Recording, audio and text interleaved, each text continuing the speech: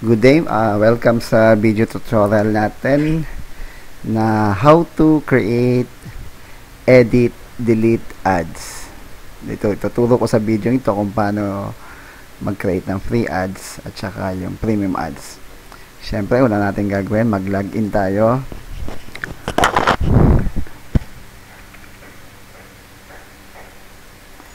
Ayan.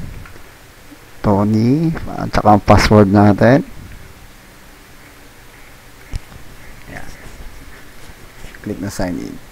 Yan, makikita kagad dito na meron akong 3 free ads. Okay, una natin gawin, mag-delete. Okay, magde-delete ako ng aking advertisement. Pinutin ko yung free ads. Ayan, itong aking i-delete.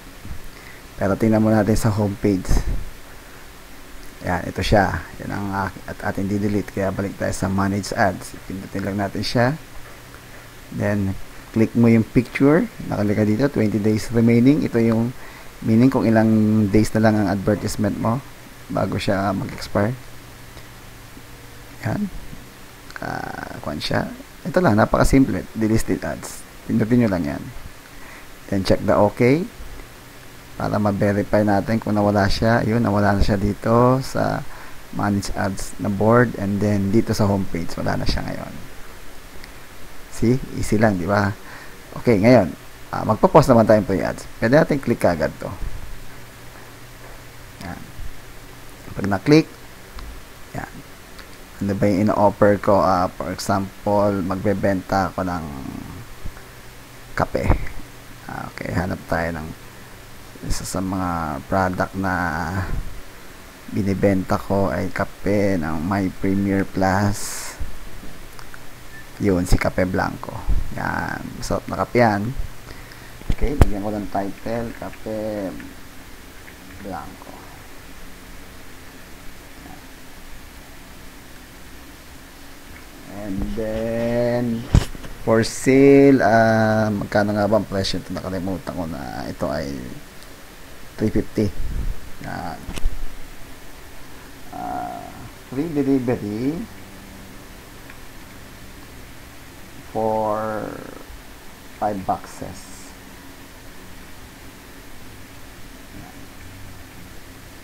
Okay, and then press ko lang yung post ads. Okay, your ads has been submitted. Ayun na siya. Tingnan natin dito sa ayun, nauna na siya ngayon. Okay, di ba? Ngayon, meron pa ako sa advertisement itong pre-power. Ito naman i-edit natin sa example na to. Pag in-edit natin, mapupunta siya dito sa unang-unang pesto dahil kasi yan ang design nito eh. Once na masipag ka mag-edit ng yung advertisement, lagi siyang mauuna.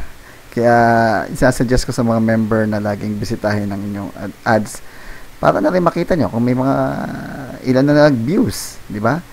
Ilan na yung baka may kumontak sa inyo, may nag-message dahil kasi dito may message siya. Ito lang gagawin ko, update ads.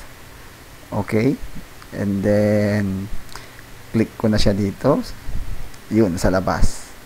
Okay, tingnan natin ilang views na. Pag click ko, yun, makikita ko 39 views. And then pwede mo rin siyang i-share. Okay, kaya ganun din, in case na premium ang gagawin nyo, na magkakuan kayo, pwede na sa post free ads. Dito lang, oh. Yan, i-click nyo lang to. Yan, yung premium ads. Tapos yun ang lalabas.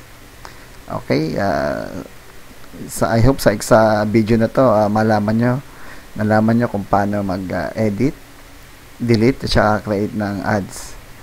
Okay, sa susunod na video naman, yung mga ibang mga instruction, tulad ng mga kung paano kayo bibili ng premiums. Okay, maraming salamat. Again, this is Tony Bernardo, your admin for WeConnect. Thank you. Salamat. Bye-bye.